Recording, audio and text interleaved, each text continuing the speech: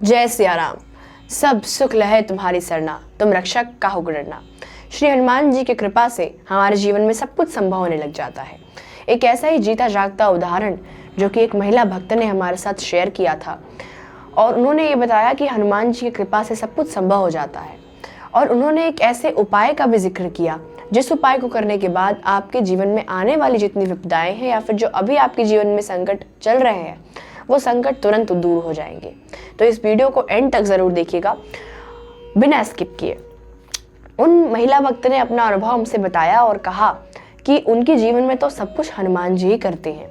उन्हें हनुमान जी पर इतना विश्वास है कि अब सारे काम हनुमान जी ही उनके संभालते हैं। उनका ये कहना है कि हनुमान जी पर अगर सिर्फ विश्वास कर लिया जाए तो उससे भी जीवन में चीज़ें बदलने लग जाती हैं। उन्होंने एक काफ़ी अद्भुत चमत्कार अपना साझा किया और ये बताया कि जब कोरोना का टाइम चल रहा था तो उनकी दीदी को यानी उनकी बहन को कोरोना वायरस हो गया था।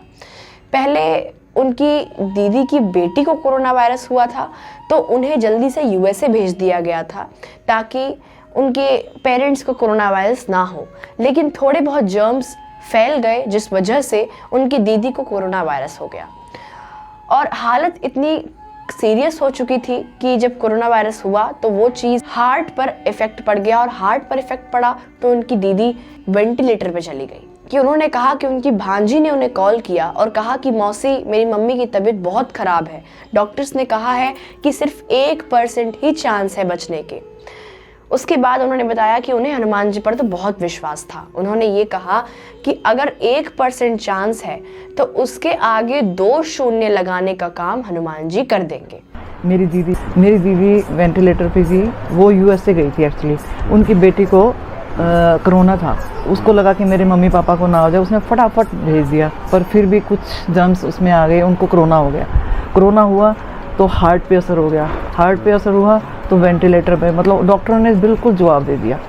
मेरी भांजी का फ़ोन आया, मौसी मम्मी की हालत सीरियस है, डॉक्टरों ने जवाब दे दिया 1% उम्मीद है। मेरे मुंह से क्या निकला, मैंने कहा बेटा 1% बोला है ना, तो 2 0 परमात्मा लगाएंगे।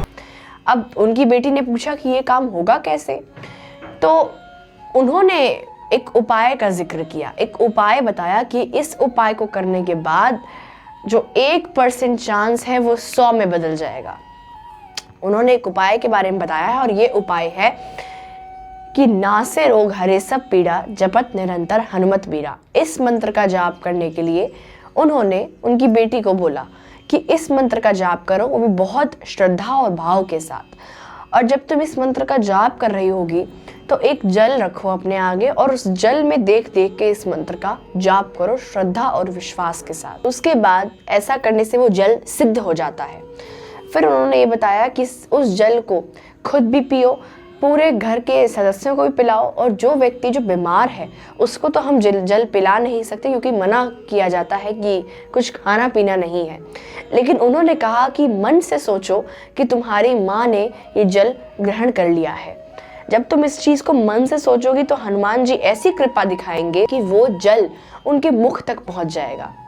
उनकी बेटी ने ठीक ऐसा ही किया, नहा धोकर हनुमान जी का पाठ किया, हनुमान चालीसा पढ़ा, नासे रोग हरे सब पीड़ा, जपत निरंतर हनुमत बीरा, इस मंत्र का जाप किया। वो जल सिद्ध हो गया, उसने खुद भी पिया, जल को सभी सदस्यों को भी पिलाया, पूरे घर में छिड़का और मन से ये सोचा कि उसकी माँ ने भी ये जल ग्रहण कर लिया है। और वाकई में ऐसा हुआ।